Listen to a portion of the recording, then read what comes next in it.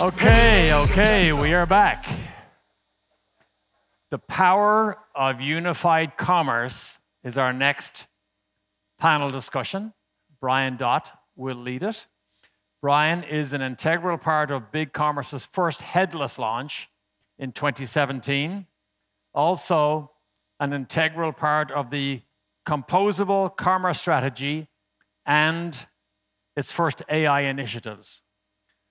He is the one that ensures that BigCommerce and Feedonomics innovate at a rapid pace. Please give it up for Brian Dhatt and the panelists right here.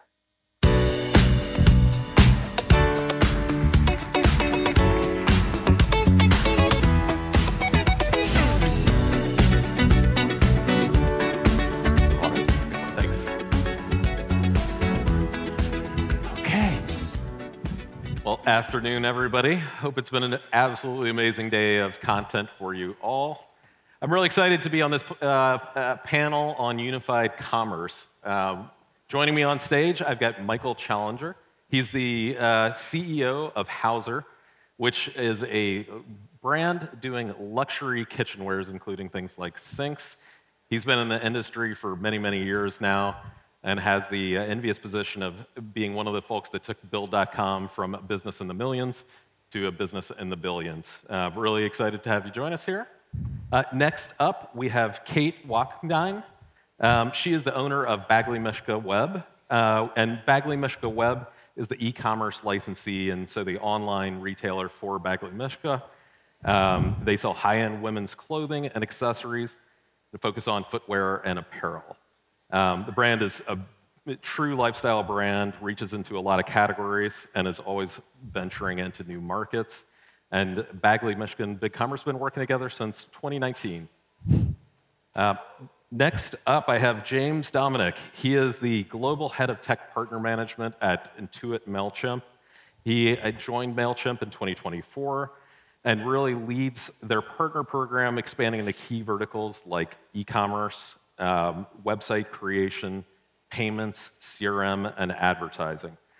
His team's responsible for all aspects of partner management. Prior to Mailchimp, he actually was with some great companies like Amazon, LinkedIn, and Microsoft, and it's coming to us from New Jersey, where he lives with his family. And then last, we have Kevin Lenau. He's the VP of Strategy and Finance, One Kings Lane and CSC Generation. Serves as the CFO at One Kings Lane, and leads all merchant acquisitions for a $600 million brand in CSC Generation. Former Marine with a decade of service and a M&A consulting background.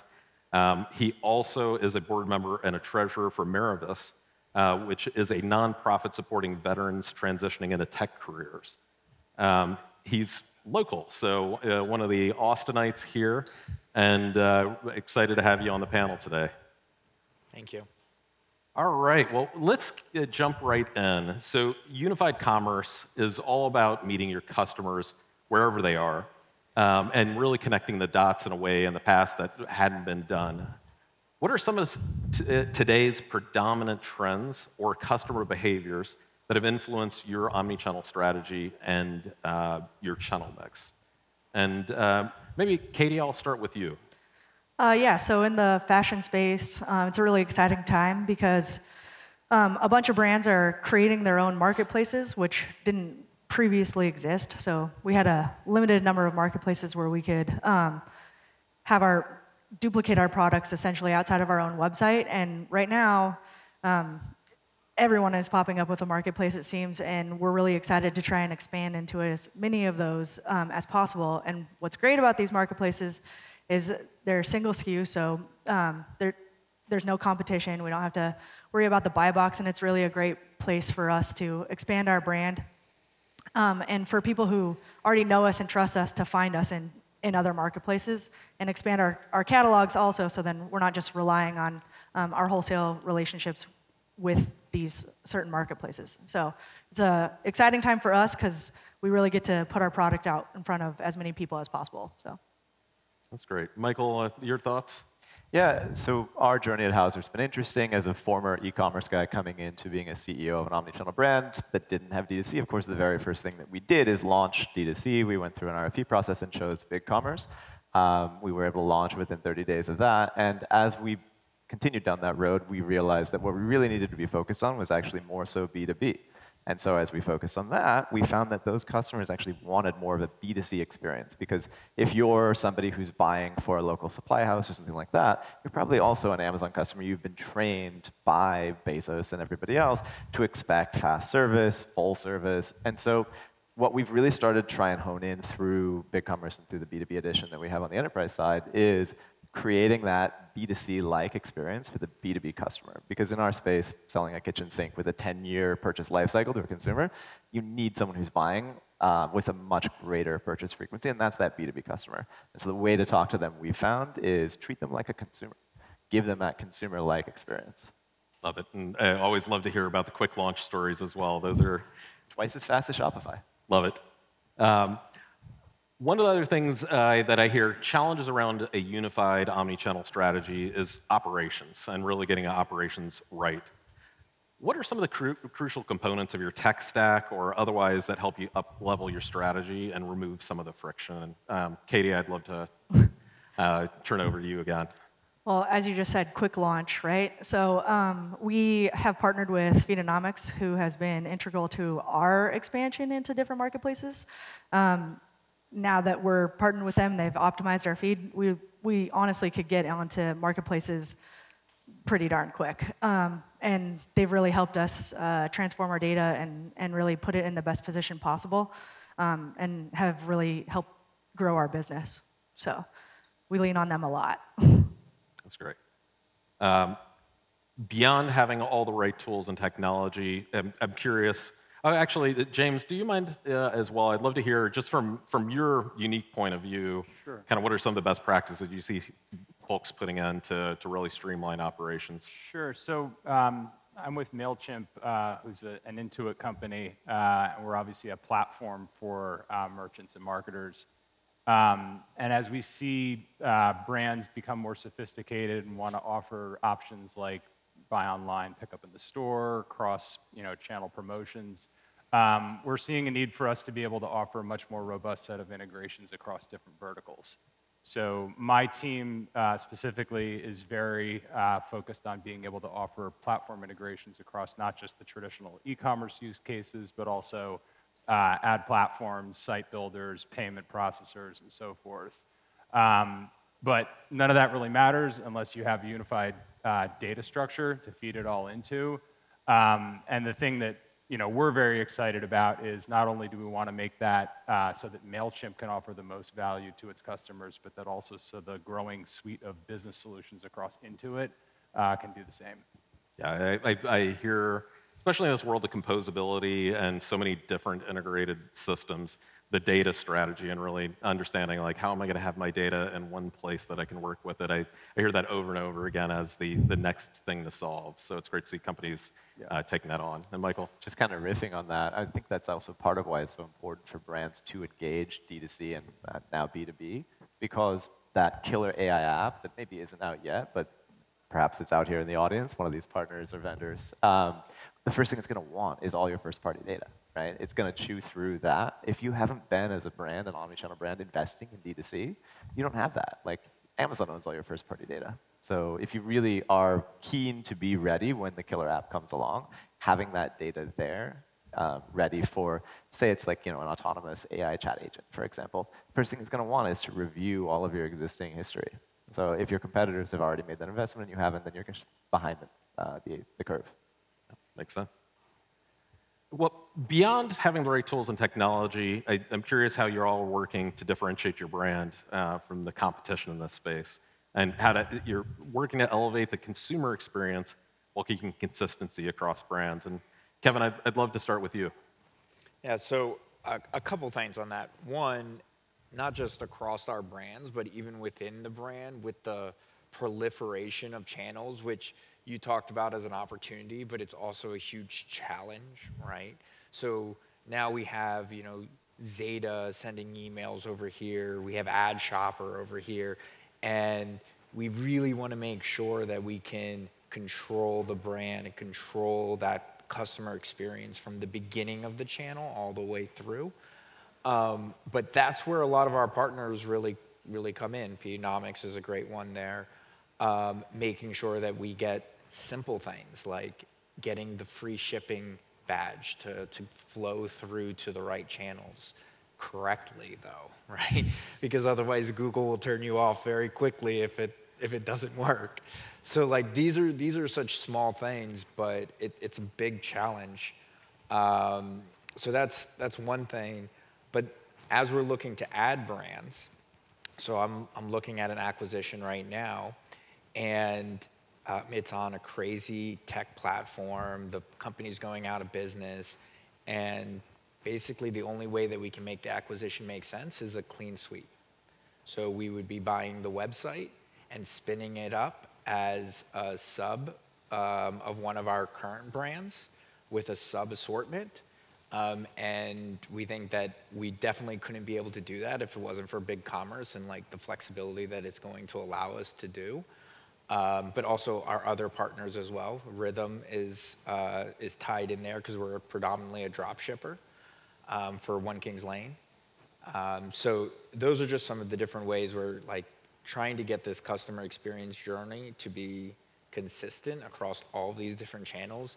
And then also when you're creating a new brand on your current tech stack, what's easy about it is it's all kind of tied together correctly. Now we just have to put the wrapper on it. And that's going to be a lot easier because we have it working at One Kings Lane right now. That's great to hear. Katie, I'd love your thoughts here as well.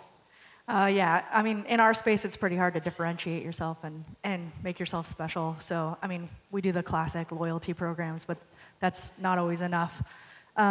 Lately, we've been doing some collaborations. We've found some like-minded brands that we could cross-promote and sort of both mutually beneficial, be mutually beneficial in our relationship and share, you know, like email lists and customers and hope to gain some new appreciation from customers who haven't really experienced our brand or know us and trust us yet. So collaborations, loyalty programs, anything that we could do to hold a customer and keep them coming back to us. So we'll try anything. I mean, it's all about it being experimental and, you know, being able to fail fast, try things out, right, and, you know, see what works for you. Yeah. Curious where you all are investing to keep optimizing your omnichannel strategy. You know, what are the biggest opportunities that you see in front of you today? Michael, I'd love to start with you. Well, you pretty much teed me up already with the sort of speed of learning and trying things. So for us, agility is important, right? I mentioned that we launched very quickly. I think we were like 30 days from inception to live on BigCommerce. We wanted a partner who could kind of match our scrappiness and speed to try new things. We found that in BigCommerce and in Feedonomics, and so we are doing a lot of just trying things at the moment. So from an AI standpoint, I was actually just recording a podcast with Sharon from Feedonomics, who many of you probably know. Woo, Sharon. We were talking about how Feedonomics has already tested and integrated I think it was like GPT-4 or something, LLM. And so you could literally take your whole Feedonomics catalog and Gen Z-ify it, right? And so you could literally have Feedonomics spitting out a Gen Z version of all of your product data and your bullets and everything else. And I was telling her one of the things I want to test, as we now are so focused on going after B2B, for us, we're selling, let's say, kitchen sinks. That B2B customer for us is a plumber.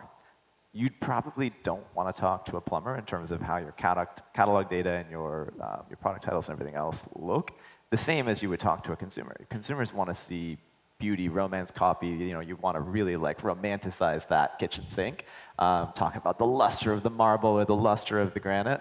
A plumber doesn't give a crap about any of that, right? And so that's a very different sort of voice. And so that's one of the things that we're really eager to test. And again, it's nice to work with a partner that can match that agility and match that speed. I also had the opportunity to ask her about some of the stuff that's coming, and you guys bought MakeSwift.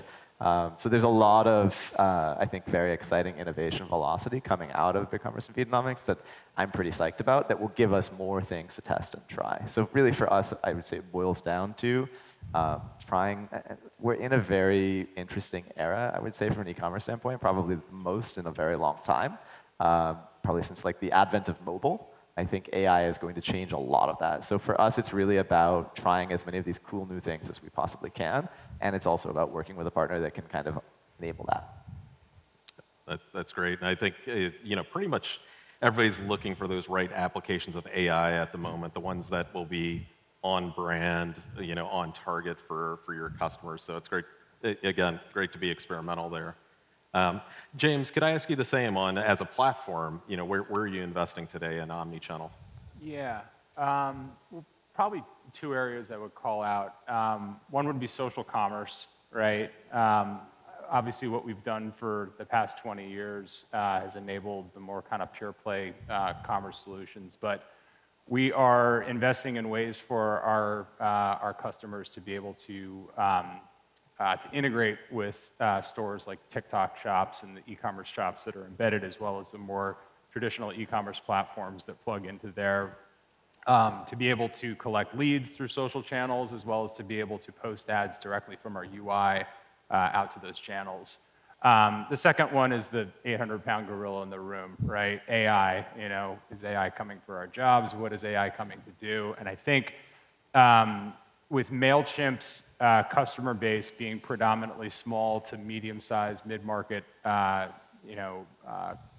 customers, that's a mystery to them, right? So what Intuit and Mailchimp are doing is we're developing what we're calling revenue intelligence, which is less so a product solution as it is threading all of the data insights from our years of platform and customer data throughout our products and solutions. And that'll enable smarter pricing decisions that pop up right within our tools, better forecasting, better optimization, really just kind of taking the work of the functions that marketers and merchants don't do best off their plate so that they can focus on what they do best. That makes sense. And maybe last big question would be, what's a takeaway that you'd like to leave this audience with? If you give, kind of one piece of advice, given how deeply you've invested in unified commerce, what's one piece of advice or takeaway that you would give the audience here? And Kevin, why don't I start with you? Yeah, so I think what's been very important for us from my job, which is buying more brands, right, is having that strong core platform that will allow us to be very nimble and fast in doing new acquisitions, adding new channels. And without that core, though, which on some of these acquisitions I'm looking at is broken, it becomes a huge tech debt that I have to take into account when I'm looking at these companies. So the strong core to be able to be flexible is where I would put my takeaway. James, do you have thoughts there? Yeah. I mean, I guess the thought is, we live in an uncertain economy. Is inflation settling? Are the jobs numbers good, bad? What does that all mean to small businesses? So in as much as you can take work off of customers' plate and make their job easier, that's really like the North Star for us. Katie. My turn. For me, everyone always is striving for growth. I mean, that's complacency is when you start to die out. So for us, yeah, economical hard times. Business hasn't been so easy this year with everything going on, especially in an industry like ours that's so reactive towards the economy. But just trying to get our name out there as much as possible and grow, and having strong partners, having strong tech partners and a great foundation, it's hard to go backwards, I guess. So just continually moving forward. Michael. I mean, I have to start by agreeing with Kevin. Those of you that are on the merchant or retailer brand side out there have probably all inherited a crappy tech stack from some predecessor at some point. So it's a challenge to thread the needle of, okay, this other guy signed a 5-year contract with some terrible partner and now I'm stuck with it. and I have this idealized future of the tech stack that I want to have.